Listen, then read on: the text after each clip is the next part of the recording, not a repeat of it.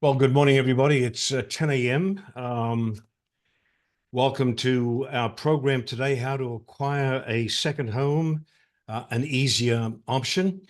Before we get down to the nitty-gritty of today's conversation, just want to reprise some of our housekeeping items. Please make sure that your audio and video is or are muted. Sometimes we don't know how, but people sneak through the Zoom walls that we build up. So if you see yourself on screen, please mute yourself if you don't mind. There is a chat button down the bottom. If you've got a question that you want to pose to our presenter today, just pop it in there. I keep my eye on it throughout the conversation, and I'll be happy to get Marnie to address the question if we can squeeze it in. And then finally, the inevitable question I get is, are we recording today's program? Yes, we are.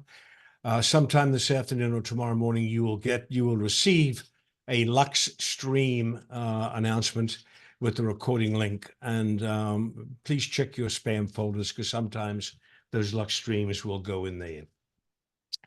So why today's program? The question of second home ownership has always intrigued us here at LuxeSF, because we hear about it all the time amongst our realtor community. More Americans than ever, particularly those in the wealthy Bay Area in which we reside, want a second home, but they also worry about the challenges in owning a second home in terms of cost and, more importantly, upkeep. So with stock portfolios exploding in value, second and multi-home ownership is a definable trend that we think demands realtor attention. So today we plan to present a primer on the easiest way for buyers to take advantage of second and vacation home luxury ownership without the hassle. We're going to address which markets are hot, how the co-ownership concept works. We'll discuss the common myths about co-ownership and address the elephant in the room, the old bugaboo timeshare legacy. And then finally, we'll look at how co-ownership can build a realtor's business. Our expert on the subject today is Marnie Blanco, the Senior Vice President and Industrial Relations at Picasso. As many of you probably know, Picasso is a real estate service that offers a new and modern way to buy and own a luxury second home for significantly less cost and removes the typical hassles of ownership that I referred to above. Let me please issue one caveat. This is important. LuxeSF traditionally does not promote or feature a specific company, but this growing trend towards second home ownership intrigues us here at this organization, and we felt that Picasso would be the ideal candidate to help us sort through the confusion. And I want to stress that LuxeSF has not requested, nor have we received any promotional or monetary consideration for today's program with Picasso. So we're going to ask the good questions, the tough questions, without any fear of retribution, unlike the debate on Thursday night. So with that, Marnie, welcome to the program. It's a pleasure to have you with us. Thank you, Alf. Thank you for having me. Let's give the audience let's bring everybody into to a common understanding. Give me a very brief capsulization of Picasso, its history, its ownership, its size, in terms of volume, number of properties, a little bit about the operations, how the model works, and its geographical reach as well. So can you give us sort of a couple of minutes of that? Yeah, that's a perfect start. Well, thank you again for having me. Hello, everyone. It's good to be here, and thank you for giving us the chance to educate. As Alf said, we certainly don't want to sell or promote or push anything, but we are happy to be in the talk of the trend right now of co-ownership. So co-ownership is exactly what Picasso does. And when we say co-ownership, our whole entire mission is to create and make second homes more possible and more enjoyable for more people. So the typical anybody, I assume all of you, especially in the lane that you are in of luxury, probably have clients who own second homes, or they might have dreamt of owning a second home. But a lot of times people right away say, you know what, I can't afford it because maybe I can't afford the whole home.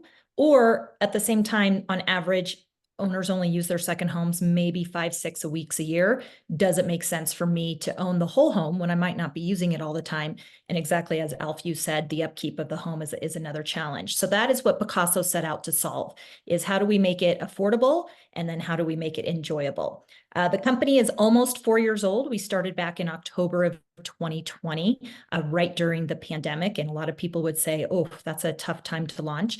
Fortunately for us, it was a very good benefit for us to launch during that time. Everybody during COVID wanted to, out of their homes. They wanted to have a second home. The market was good. So it was actually a very lucrative and wonderful time for us to launch. Since then, we've grown to over 40, I would say 40 markets all throughout the US.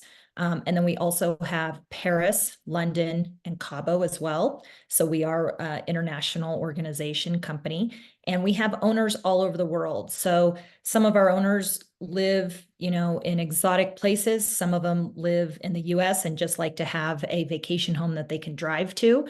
But we have thousands of owners all over the world, and hundreds of homes. So essentially, we come in, we buy a whole home, and they're most typically 95% of the time is a single family residence. And then we turn it into a co-owned home with up to 8 owners per home. So you can have an eighth, a quarter, or up to a half of a home. Once all of the owners are in the home and hold a complete 100% ownership of the home, Picasso moves to a pure property management role of the home and have no ownership of the home. So that's really, really important, as you had mentioned, Alf, the timeshare thing, and I'm sure we're going to delve more into that. But having that 100% ownership from the owners is really important. From the property management role, every single one of our homes has a home manager tied to it, and we have full operations in each market to make sure that, again, this experience of these owners with Picasso is second to none. They have complete, access to this home manager to make sure the home is pristine, clean, has every amenity that they need, and making sure that it's a good experience for the owners. What we have done since we have launched, and why we're here today, and thank you again for having me, is we work a lot within the agent communities. And so what's really, really important to us is that we know you all have the clients who have either A, maybe owned a second home, or B, have dreamt of owning a second home. And we like to partner with agents worldwide to basically refer us buyers. It's that simple. And so because we have a national footprint and international footprint, buyers can be referred to any of our homes worldwide. It doesn't matter where you will live or where you're licensed, because it's a simple referral. And we are continuing to pay and committing to pay right now still that 3% commission, even, amidst all the commission talks that are going on. We are going to continue to pay our referral commission. So really our whole goal is partnering with the industry, partnering with the agent communities, and making a second home possible and enjoyable for more people. A question that just popped into my mind. I didn't have it on my list of questions here. I assume that the tax advantages in home ownership accrue to each of the eight owners. It does. So each and that's year, a straight pass through. It's a straight pass through. Yeah. And let me describe a little bit more on how we handle our homes and pricing and et cetera. We come in and we buy, like I said, we buy the whole home. And when we buy the whole home, we come in and we do design work to it. If that means putting new furniture in, additional furniture, we have an interior design team that basically outfits the home head to toe. Every single home has individual lockers and individual storage compartments for the owners so they can keep their stuff there. And every home has every amenity. What we like to say is that you could come in and host an entire Thanksgiving dinner at our homes and you'll have everything you need. Everything from flour and sugar and spices to every kitchen amenity. If you have families and children, we have, pack and plays. We have all of the children type of items that you need to be able to set up in a home. So it's really, really turnkey. So when we get these homes, we purchase the whole home, we outfit the whole home. Whatever that entire price is, our markup is anywhere from, I would say, about 12 to 30%, depending on the market and the home. We mark it up we divide by 8, and that becomes the share price. So every owner, their initial share price is the same for each owner. Once we also purchase that home, we also put a budget together of what it takes to operate that home. So what are the taxes, utilities, insurance, maintenance, cleaning, turnovers, even a reserve fund. That entire budget then also is put together for the home. We put that into a whole home price, divide by 8 again, and that gets passed through to the owners. You pay, a property management fee to Picasso. It's about $100 a month per owner. And then whatever those operating costs are passed through to the owners. So that's their monthly cost. Those costs can be anywhere, I would say, from about $1,000 to upwards of maybe $3,000, depending again on the home, the amenities of the home. Does it have a pool? Does it have a pickleball court? Does it have a tennis court, etc.? In terms of what is the upkeep of that home. So when we put that through, to your point, Alf, too, each of the owners on a quarterly basis get a full budget statement so they can see exactly what it's taking to operate the home, what their costs are, if we're anticipating any, unforeseen costs that the owners might have to absorb, if we're, going to have to increase costs because of maybe cleaning is higher than we anticipated. But we're very, very transparent with the owners on the financials of the home, in addition to issuing their tax statements at the end of the year as well. I think I know the answer to this, but who instigates the property purchase? Do you guys go around and say, "Well, let's buy this one, and now let's find the 8," or do you get 2 of the 8 coming to you saying, "There's a property up there in Napa that we'd like you to buy and include us in the deal"? Yep. So all of the above, if I can answer in a short answer. Typically, especially in the first 3 years that we started here, we have a full-time acquisitions team that's all they do is go and shop properties. We have a typical buy box for a Picasso, which we consider on general, probably about 2 to 3 times median home value. The homes tend to be pretty new, very modern, clean, crisp. The outsides are very, organic to their surroundings. So if you are in Palm Springs, you're going to see, that mid-century modern type of home. If you're in the Colorado mountains, you'll see, the quintessential kind of mountain home. So that's kind of what we consider our buy box, and that's what our acquisitions team looks for. And that is how we started our inventory. Once we started growing so much into so many markets, we started generating a lot of demand for areas maybe that we weren't in. We'd get a lot of requests. Why aren't you in this part of Texas? Why aren't you in this part of Idaho? Why aren't you in Canada? And so what we started to do, and this just happened just a few months ago, we launched a larger footprint onto Picasso.com so that you will see homes all over the United States in every market you could probably ever imagine to be in. And we've kind of flipped the script a little bit that said, hey, buyers, you tell us where you want to go. Instead of us picking the home and trying to find the 8 owners, you tell us. And so if we will get at least 6 of the 8 owners to raise their hand and say, hey, we want this home, they put a small deposit, refundable deposit down on the home, and we get all 6 together, we will go purchase the home. So Picasso actually becomes the purchaser. So it goes both ways. Yep, into the co-owned home. So we have both. And then in addition, we also have a resale inventory. So a lot of our owners, they are reselling their Picassos. Another very important point of why this is not a typical timeshare model that people are used to, but they can resell their Picasso. It gets put back on the MLS, just like we did the initial sale of it. They choose the price. We help them, we guide them and give them some data to work with, but they choose the price. And so a lot of the homes on Picasso are resales of existing Picasso owners. But all 8 have to come together to agree to sell, correct? No, actually they don't. Each owner can sell whenever they want to because they're selling their portion. So when we purchase the home, we put each individual home into its own LLC. So every home has its own LLC. The LLC holds the title to the home, and the owners own that LLC. So when they go to sell, they're selling their ownership of that LLC. So we don't have to change title. We don't have to do any of that type of work. It stays in its whole, in its entirety. And then that gives the flexibility to the owners to be able to sell whenever they want to. Got it. I've got a ton of questions here. We're already 15 minutes in, so let's go through these.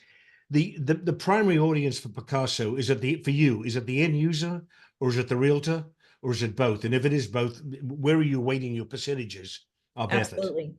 Great question. It is definitely both. So we do sell directly to the consumers. We get a lot of demand and buyers that are coming directly to us from Picasso.com. In our earlier days when we first launched, you probably, and I would guarantee a lot of folks on here today probably saw a lot of type of billboards for Picasso in your area. We did a lot in the San Francisco and the Bay Area there. So we do a lot of direct to consumer marketing. However, like I said at the top of the call, though, when we look at our deals, we have a good percentage of them coming in from agents because we know agents have the clients and they know the clients, they know who's looking for a second home. And so we partnering with those agents and bringing those clients to us is really important. And that's why, we are committed to paying the referral commission. We understand those clients stay with those agents. They are not our clients. We are very transparent and clear about that and making sure it's a good partnership with agents.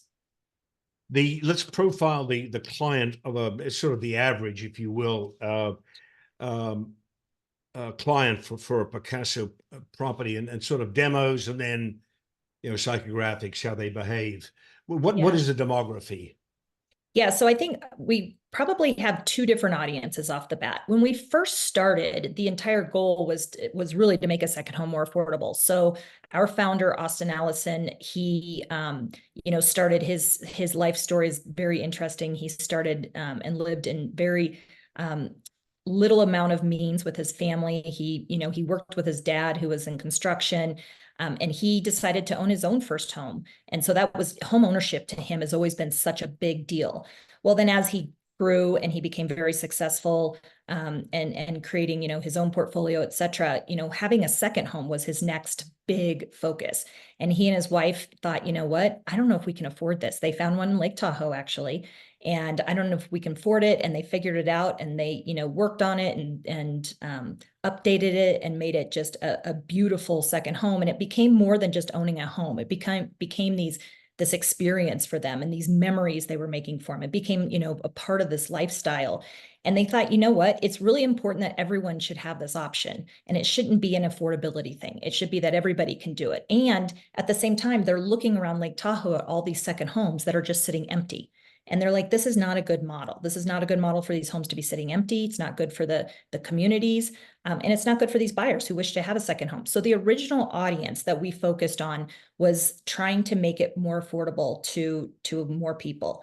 With that, then we started to grow, right? We grew extremely fast. I mean, 150%. COVID helped you, yes? COVID helped quite a bit. It put Yes. you on the map.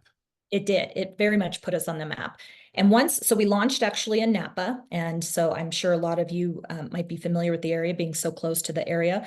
But then once we started to expand to more markets, namely when we went into the Florida market, into South Florida, we started picking up a new audience. And these owners, Picasso owners, were people who easily could afford the $8 million home, the $10 million home. But they started to say, is that the right place for my money to sit? Especially if I'm only going to be using it maybe 6 weeks a year. Does that make sense for me to put all my money there? So we ended up really working with two types of audiences. We have ones who we have now made second home ownership more affordable to them. And we have this entire other audience that says, what, this is a better use of my money. And not only a lot of those have maybe one Picasso, but they have several Picassos. So they might have one in Miami, one in Aspen, one in Cabo. And so it gives them more flexibility of how they want to use, their discretionary funds. So bring that down to a headline. What is the demographic profile today? Yeah, I would say the Democrat that we find majority of is we started to see that we have a bunch of empty nesters or almost empty nesters coming aboard. And what this second home provided them for this experience is the opportunity to bring their family back together for, holidays, special dates, to have, family vacations together and really stay connected with their friends and family. So that has been a very big target of ours, is this empty nester or soon to be empty nester demographic. And by and large, they tend to be affluent, yes? They do, and they tend to, have higher discretionary budgets, et cetera. On average, and I didn't mention this, as a part of Picasso, we do offer financing, and you can finance a Picasso up to 70%. And anybody who finances goes directly through us because you won't find a mortgage product out there for our type of model and our type of product. With that though, because of the financing goes through us, we see, I would say about a 50-50%. 50% are all cash buyers, Really? about 50% use our financing. I would have thought your all cash buyer component would be bigger than 50, actually. Yeah, I think maybe early on it was a bit, but in this market and changing times over the last couple of years, it really has kind of evened out. And with our financing, we are able to do a lot of creative work on it. So, for example, we have several of our homes. If you go to Picasso.com and start looking around at our homes, you'll see tags on them. Several of them have 0% financing on them. We're able to do that because we handle it all in-house. A lot of our homes, as I mentioned, are resales from owners who are reselling, and they might have a loan that they got, 2 years ago at, 2%, 3%, and we are able to make that an assumable loan to the new Right. owner as well. So that's, people need to decide how and where do they want to stick their money. Marnie, this is an unfair question, but try to average if you can. The the typical average 1/8 share is at what cost point? Yep. I would say on average, we're probably around the 700,000 mark. We range anywhere from about 250,000 in the Palm Springs area, all the way up to 2.8 million per share in like the Malibu or Aspen area. Ah, that's what I wanted to know. Let's Yep. get into some property characteristics. When the buyer comes in, I want to get the hierarchy of what appeals to them most. This was my list. One was design style. I had turnkey. You can walk in, it's there, which everybody wants nowadays. The impact of other owners, whether you like them or hate them. Certainly location, and I want to know what markets are hot. We'll come back to that. Experiential desires or surrounds, whether it's in the country or it's beaches or it's skiing, whatever the case may be. Size of the home, price point, facilities. Does it have a pool, a wine cellar, all that sort of stuff, or anything else that I haven't listed? Can you give me the hierarchy? Yeah, I would start definitely with location. And I don't think that's any surprise to anybody on this call. So location, location, location, right? That's always been really important for a couple of reasons. One, a lot of our owners tend to either be what we call drive markets or fly markets. So for example, especially in your area, we find that majority of our owners in Napa, Tahoe, et cetera, prefer to be what we call a drive market. They probably live in San Francisco or surrounding area, and they like the ability that they can just drive up on a whim. Right. They want to. We have, though, a whole nother cohort, I would say, that is your fly market. So we have quite a few folks from Chicago, from New York, that own in Florida. They own in Cabo. They are those snowbirds that want that sun, and they are used to flying out, during the winter and spending some time. And so it really becomes down to a lot of our owners are people who probably have vacationed in whatever area that they now own in. Maybe they vacationed there quite a few times. They don't want to rent a hotel anymore or rent an Airbnb. They want space. They want to be able to bring family and friends. And these are the folks that said, you know what, I want something to own. I want something Right. that's mine. Give me the rest of the hierarchy. So the rest of the hierarchy, amazingly enough, I'm not sure that amenities in terms of like a pool or a pickleball court, tennis court are that high on the list. They're a nice to have, but they're not always a have to have, with the exception of a spa or, a hot tub. That is probably one of the highest requests we get, regardless of where you're at, whether you're in Napa, whether you're in the Colorado Mountains or Park City, Utah, it doesn't matter. People like that hot tub. That's a really, really important one. Okay, works for me. Yeah. Um, what markets are hot? Give me the hot markets right now. And how many countries are you in? So we're in 4 countries total, technically 5. We actually have a couple homes in Spain when we first launched. And to be very transparent, we are pretty good pickers of the right homes, but Spain was not the best picks for us. And I don't know, it was Marbella, Spain. I'm not sure if it was the location people just didn't love, but it just didn't perform as well as some of our others, such as Cabo is probably one of our hottest ones. Anytime we get a home there, it is sold out typically within a couple of weeks. It goes very, very quick. We have a long waiting list of demand for Cabo. The Colorado Mountains, also Vail area, Aspen area, those are extremely, extremely popular. We even have, quite a bit of homes in like the whole beaches of California, because that's where we started out in Napa and expanded naturally into, to the beaches of California. Our homes like in San Diego and La Jolla, those tend to go really fast. And if we have a resale come up, they tend to turn very, very quickly. And so, again, it's kind of where is the demand coming from, and do they want that drive market or do they want that fly market? A majority of our stuff being in California, that drive market's pretty important. So give me the countries you're in: US, Canada, Um, Mexico, Mexico, and Spain, then Paris, France, and London. France, Yeah. And and we're actually London. not in Canada. We have quite a few of our owners are from Canada, but we don't have homes yet in Canada. That will likely maybe be our next expansion. Right now, Mexico is a big focus for us to expand further down there because of the amount of demand we get. I'm surprised you weren't in Italy, nor were you in Australia or New Zealand. I know. Well, to me, I can't believe we're not in Italy either. Our founder, Austin Allison, is a lover of Italy. He has a place in Italy and is even learning Italian. And I'm surprised we haven't gone there yet. But we can only go so fast. But the demand is there, so we're just kind of going where we can as fast as we can. Forgive me if you said this before and I didn't pick it up. How many homes do you have under management right now? Just a rough number. We say hundreds. We don't disclose the exact amount because we're not All right. public, but in the hundreds. All right. Yeah. And same question. How many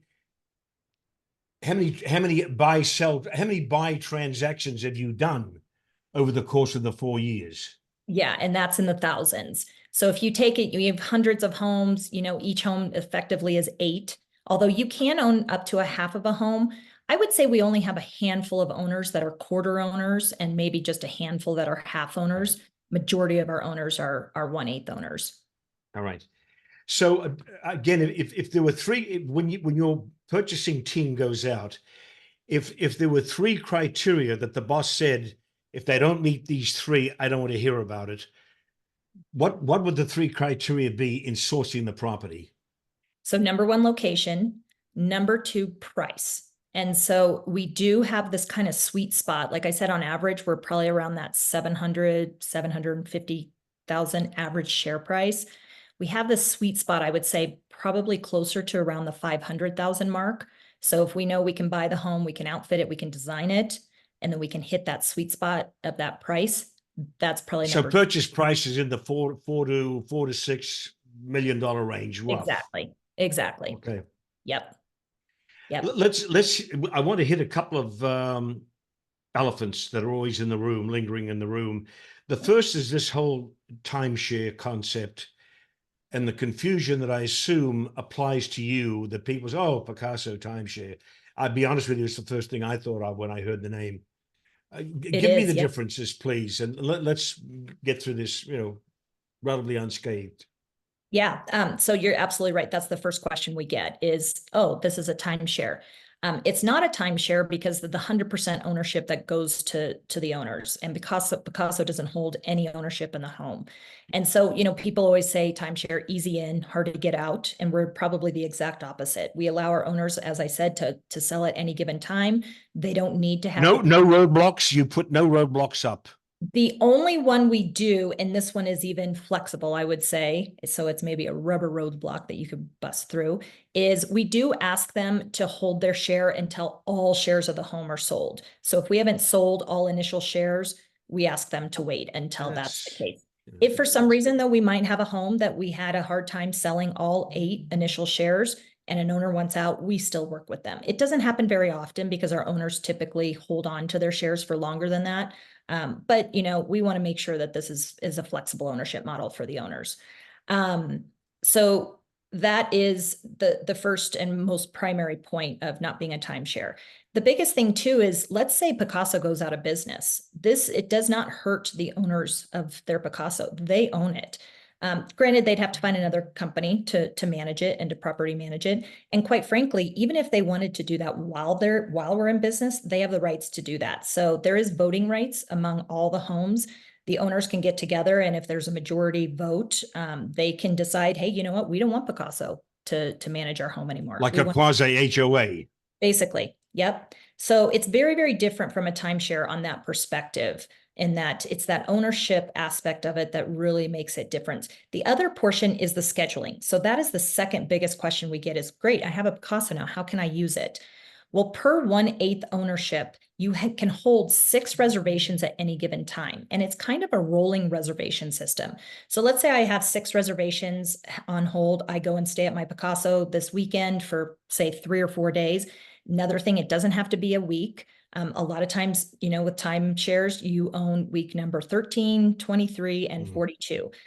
This is more of like you use it when it's flexible scheduling, when it's convenient to you, more like almost setting a reservation in a hotel.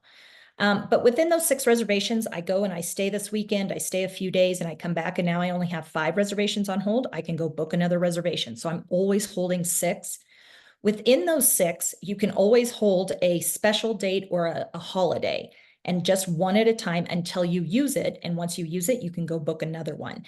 And so, we follow all the federal holidays, et cetera, but then each market might have kind of what we call peak seasons. So if you are in the Colorado mountains, you probably, we have a ski season, a 3-month ski season that people want to make sure that they get their time in. So we always allow people to schedule one of those peak seasons or a holiday. Once they go use it, they can book another one. So for So example, you essentially go ahead, finish I what was you're just saying. going to Sorry. say, yeah, 4th of July is coming up. I have it on hold. I'm going to go stay for 10 days. I leave, I check out, and I happen to go look, and Christmas is open. I could book Christmas if I wanted to. Gotcha. So, Yeah. so you have a central res system. We do, and we actually built the application. It's called Smart Stay, and it's a proprietary app created by Picasso. Okay. Yep. You just raised a question in my mind. You've purchased a home.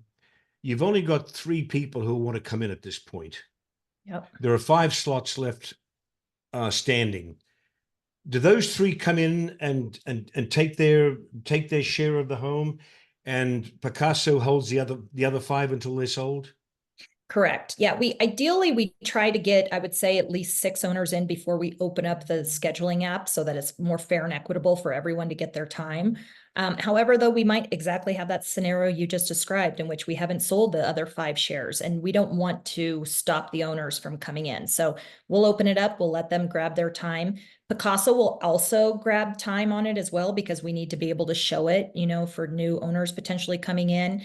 So it's a little bit of a balancing act to make sure that it's fair and equitable. But so far it's been pretty good. Our scheduling app actually has gone through several iterations directly with feedback from our owners. And so it is built with their, needs and wants in mind, and it works actually quite well. Go back to motivation, Marnie. Again, that second home buyer, what is the primary motivation? Is it economic considerations, better financial management, better return on my investment, no management issues, no asset management? I can get limited use throughout the year because I don't need 52 weeks. Or is it the fact that I can get the family together in one place? Gosh, I don't know if I could weigh those. It's all of the above for sure.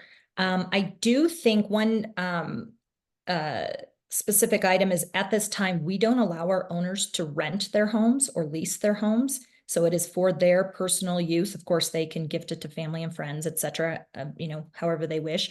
But right now, we don't sell it as like an investment property. It is, obviously all of us on this call know that real estate naturally, increases, and our owners right now who are reselling are seeing anywhere from about a 10 to 12% upside when they sell.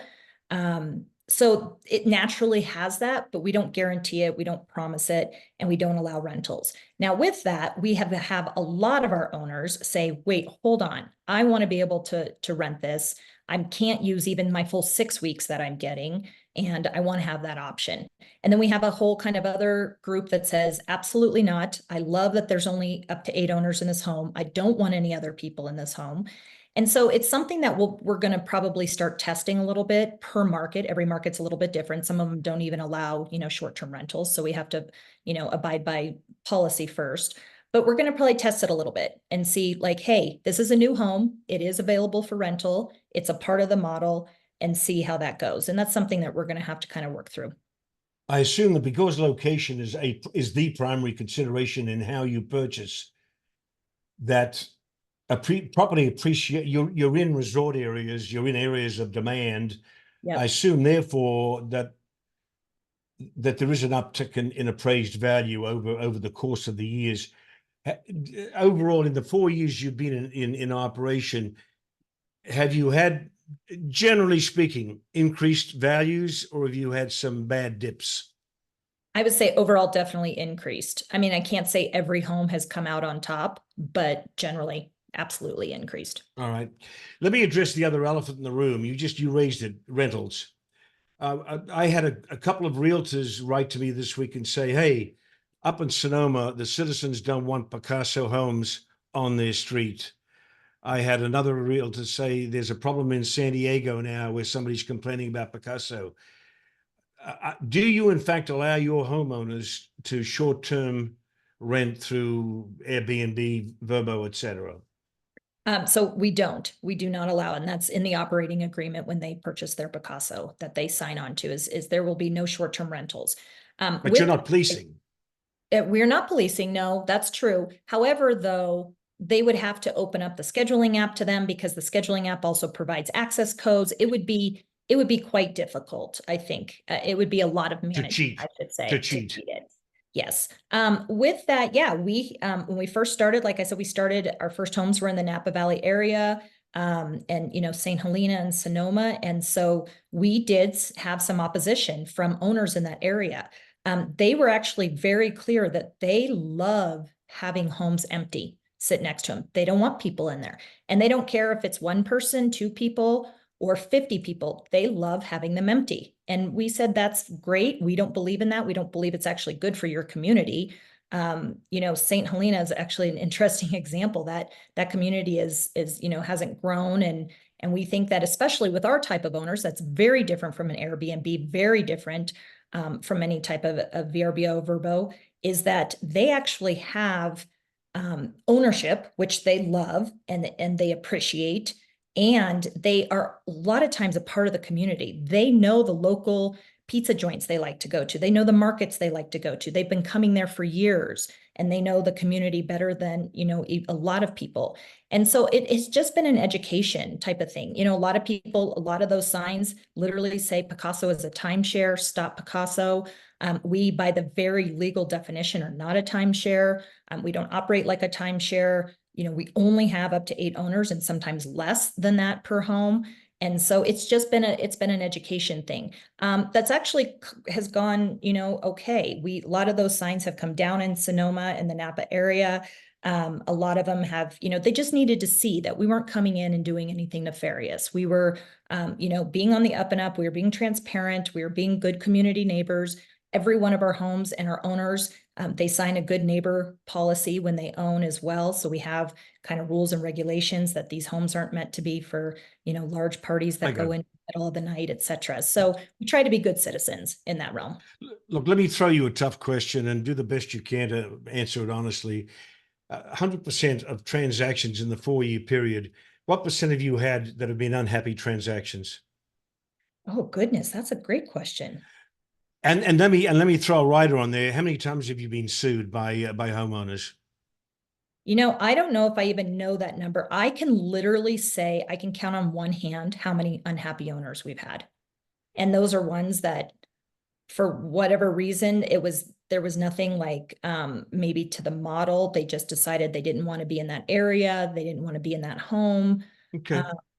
So yeah, very, very So few. you don't have pickets outside your headquarters? No, definitely not. Our owner actually lives in Napa. He's a part of the community. Okay. I want to go back to the financial or the economic side of the transaction.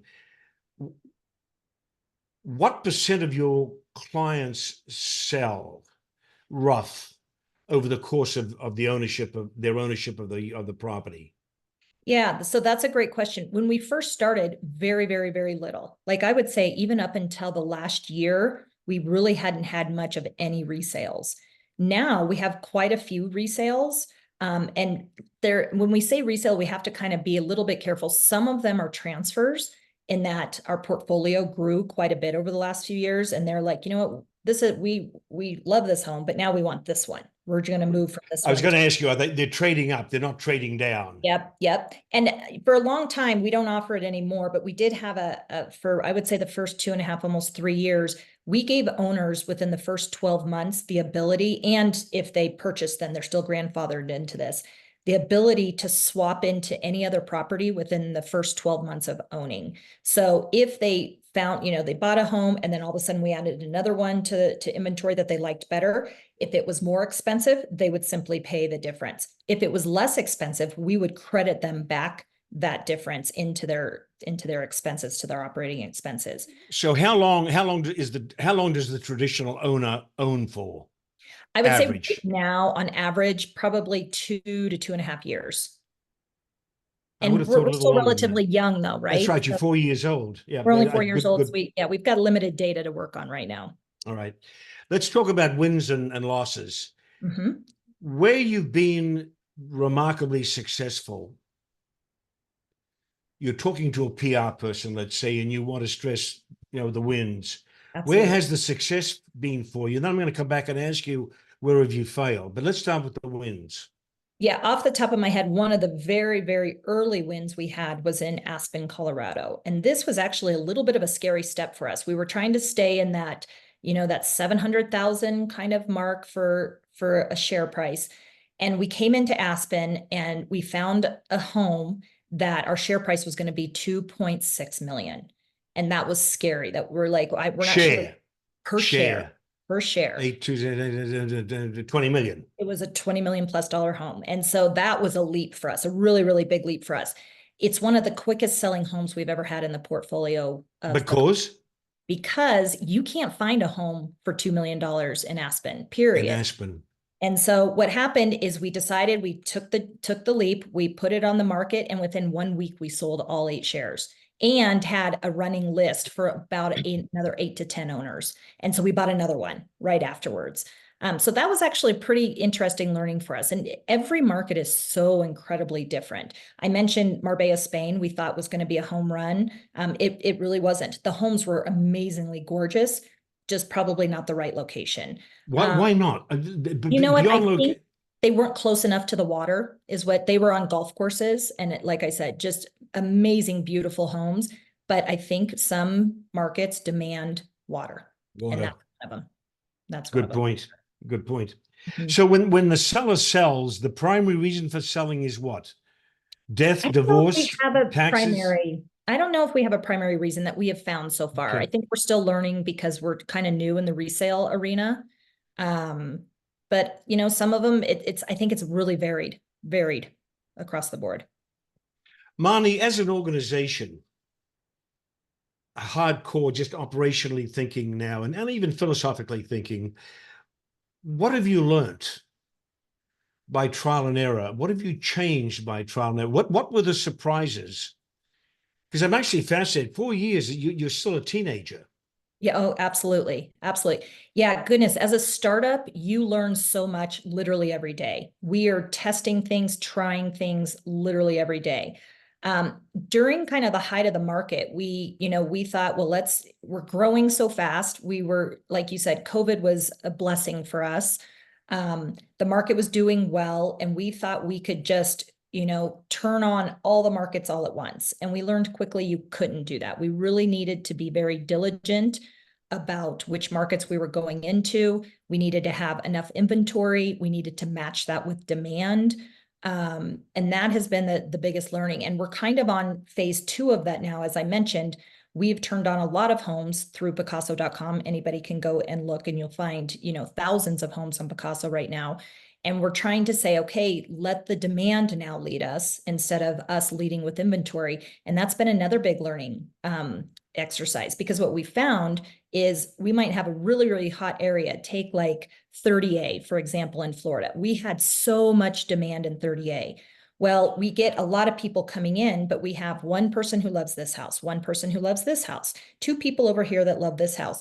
Well, we really need them all to love the same house, right? And so that has been really a balance for us going forward, is to say, what is the right home and how do we serve up the right home for the demand that we're getting? That matching process has been, I think, the biggest learning for us so far. And then also just trying new things. When the market really started to dip, people were like, you know what? I love this concept. I don't have to have it. And so we launched a new product called Picasso Now, and that we allowed them basically to purchase Picasso for the price for 1 year, stay in it for 1 year, and at the end of 1 year, they can decide, was this the right thing for me? Do I want to do the full investment and be my full percent of Picasso owner? Was it not the right investment? No, just walk away, not a problem. Maybe it wasn't the right home. Take my investment that I had for the last year, stick it into the right home. This is the definitely right model for me. Maybe I need a different home. And so those are things we're constantly iterating on. We're constantly thinking, we have all these buyers, we have all these different needs, let's match them into the right model. And that will continue. You're right, we're a teenager right now, and that will continue on. By the way, to our audience, we're at the 15-minute mark. We've got like 10 to 15 minutes to go. So if you've got questions, pop them into the chat button down the bottom, and we'll get Marnie to address them if she can. Marnie, the other day, we're about, well, I don't want to say we are, but we're considering helping promote a $40 million property in Kauai. Oh, yeah. And I noticed that when I was searching online just to get the sort of the background on the property, Picasso came up. Okay. So are sellers automatically coming to you guys now? How the hell did Picasso get its name on a website associated with this property?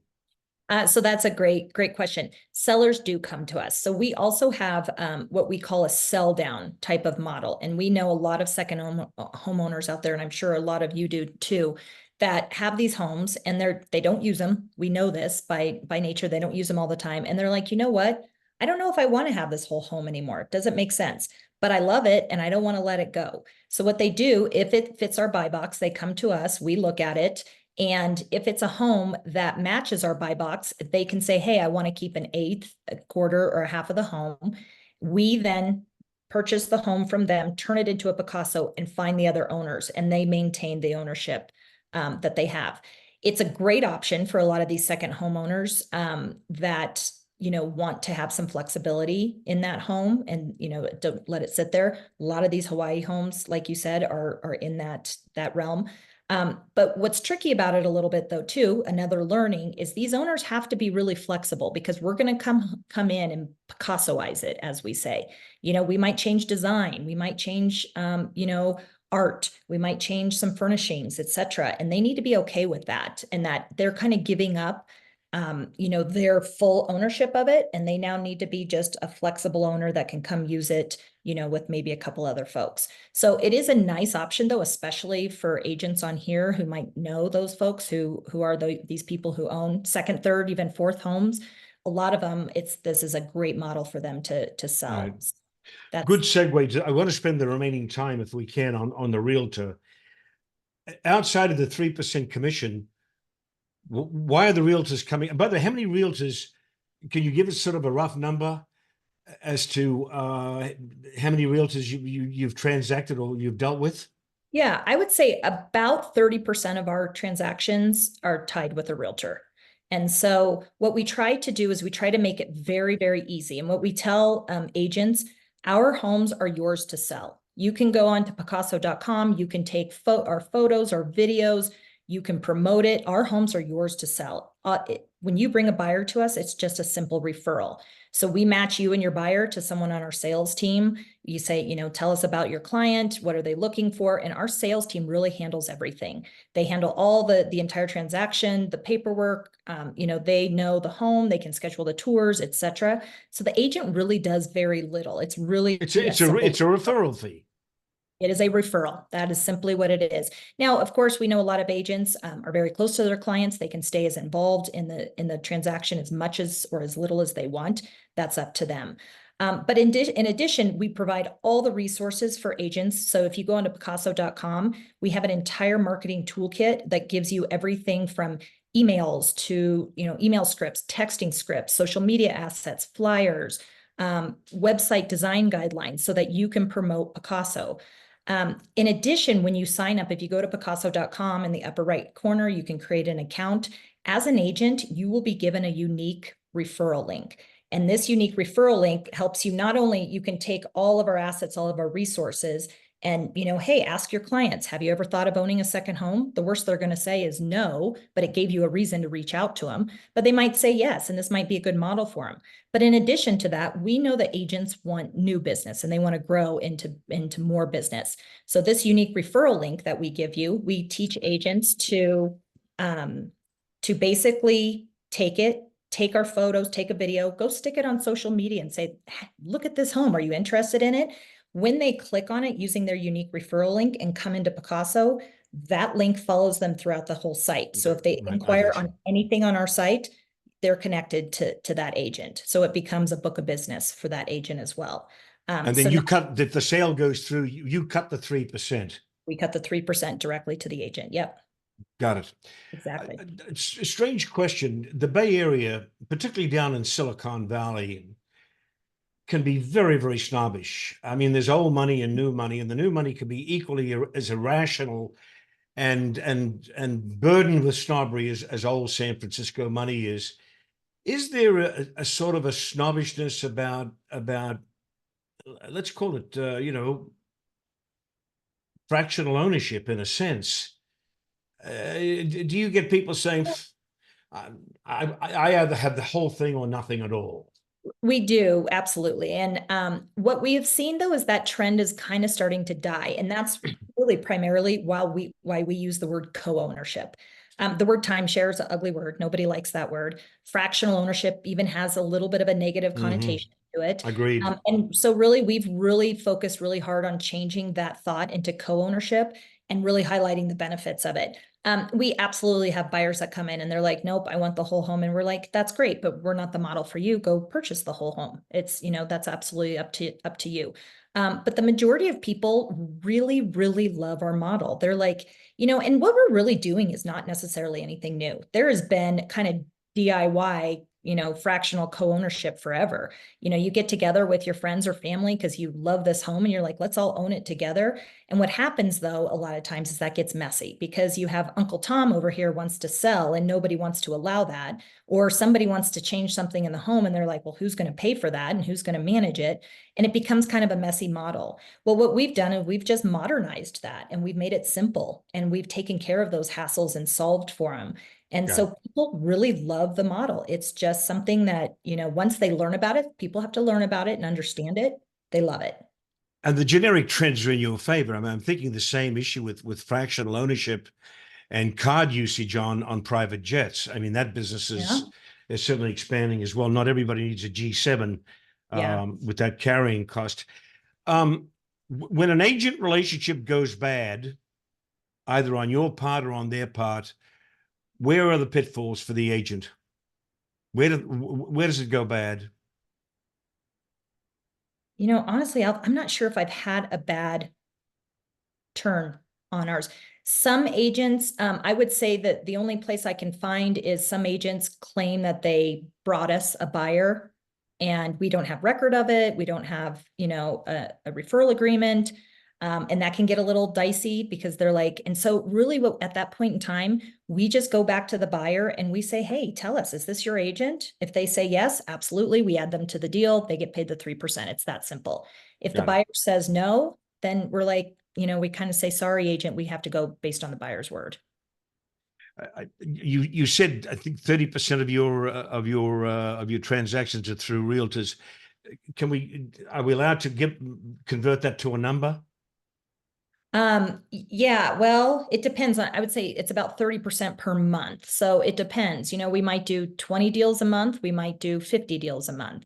And so just on average overall. And a lot of these times I'll be honest is, a buyer might come in, not necessarily through their agent, but they might add their agent on after the fact. After We fact. we honor that, of course. But we do believe that there is a big opportunity for agents to be bringing the buyers and really increasing the volume. Why? Let me give you a softball. Why should an agent come in? Because it literally will be one of the easiest transactions that they do. We tell agents all the time, you are successful in your business, in your market, in your area. You're probably the local expert, and that is what real estate is known for. What this gives you, because you can refer a buyer to any of our homes worldwide, doesn't matter where you live or are licensed, it expands your market tenfold overnight, right? And it's such a simple conversation to ask with your clients. Like I said, have you ever thought of owning a second home? 90% of them will probably say yes. And then they'll give you all the reasons as to why they don't want to. Can't afford it, can't manage it, won't be there enough, etc. This is just a very, very easy conversation with them. Most of our transactions, when they come in, based especially the cash buyers, they close in as little as a week. And this is a quick transaction. You're not doing inspections, you're not doing appraisals, you're not doing title work, you're doing nothing. You're literally sending a referral, and it's one of the quickest transactions you'll ever be paid on. Last year, on average, we paid about $30,000 per referral deal. And we're seeing that almost similar trend this year as well. We expect 2025 to probably even be a little bit higher as we get more volume in. So it's just a very, very easy add-on to your existing business. 30,000 per transaction. $30,000 per transaction on average, referral On fee. average. Gotcha. I want to go to the Bay Area. You in essence started in the Bay Area, I guess. Yeah, being in Napa, yes, very close, very close. We have So talk to me. We got 2 minutes left here. Talk to me briefly about the Bay Area. You went up to wine country. Where else did you go? Well, when we started out of Napa, that was our first, expanded then into Lake Sonoma, into the neighboring, and then after that moved into Lake Tahoe was probably our next location after that. From there, then we started covering all the beaches of California. So La Jolla, San Diego was probably next right after that. Moved into some places like Malibu, even headed up a little bit to Carmel, Santa Barbara. And so those were really our primary start. People love water. We know that is one of the amenities that's always very important. You either want mountains or you want water in some form or fashion. With that said, I will say Palm Springs is one of our hottest markets as well. Even though there's some seasonality. Why is that? Why is that? Because of the price point. The price points down in Palm Springs, they're 200,000, 250, 300,000. Huh. It's very, very easy. And people are willing, some of them Yeah, but you actually. got to live in Palm Springs. Yeah. Some people like the heat down there too. I personally couldn't do it. I've done it and I can't do it. But they like it. They like it. And so, especially with that price point, it just works for a lot of people. Okay. I think we've covered as much as we can cover here, Marnie. As we wrap up, some people are going to want to contact you. I don't know if while I'm talking, if you want to put an email address or a website or a phone number or something. Yeah, I would just offer go to Picasso.com, sign up in that upper right-hand corner. It's literally just an email address, a name, and a phone number. You'll have an entire dashboard and profile in there. If you ever submit clients, you can track them in there. You get your unique referral link, all the resources that you need. And if you have any questions, you can always email agents@Picasso.com. We'll follow up with you. And I'm happy to be a resource at any given time as well. If anybody has specific questions. Is your contact info on the website? Mine specifically to me is not, but it's just Marnie, MARNIE @Picasso.com. Picasso.com, super easy. And happy to be a resource.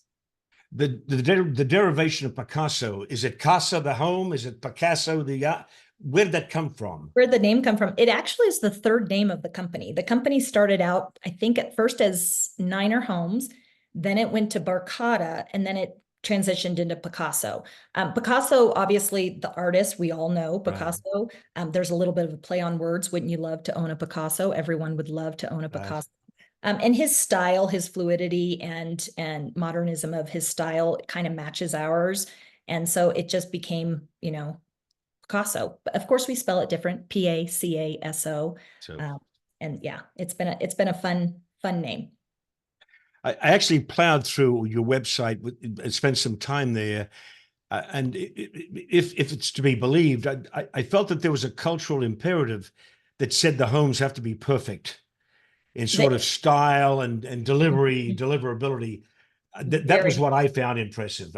If it's true, I assume it is a secret sauce of our company for sure. We have a very large operations team. We take every detail very, very seriously. Those homes are pristine. They are very pristine. It's great eye candy. So yeah, please take a look and look through our homes for sure. All right, to our audience, we know we get a lot of pickups on YouTube. There'll be a Zoom link coming out this afternoon or tomorrow. It'll be called a Lux Stream. It's an HTML announcement. Look for the link in there, and you'll be able to view the recording at your leisure. We know a lot of people who RSVP and then can't make it, like to go back to those recordings, and that will come to you through Eventbrite. I also want to give you a warning that on the 17th of July, our next program will be prepping for the balance of 2024 in the Bay Area for real estate. And we've got essentially the managers and the brokerage heads and the CEOs, the bosses and the mentors of 11 of the top brokerages in the Bay Area who will opine and give us their outlook and their opinion as to what the market's going to do and how it's going to perform, and what a smart agent has to do to survive in the remaining 6 months, because 23 was just catastrophic. 24 is better, but we still have another 6 months to go. So the HTMLs went out on that today, and we've had like 60 RSVPs for that program. Mani, I want to thank you for just a great program. For me, it's personal elucidation and learning, and I learned a lot today. If I had an extra $3-4 million, I'd be in there buying, but unfortunately I don't, at least not currently handy. But I want to thank you for the hour you've given us, and it's been very, very valuable. Oh, the pleasure is all thank you. mine. Thank you, Alf, and thank you to everyone. Appreciate it. All right, and with that, audience, we are adjourned. Happy selling, and we'll see you on the 17th of July. Bye. Take care.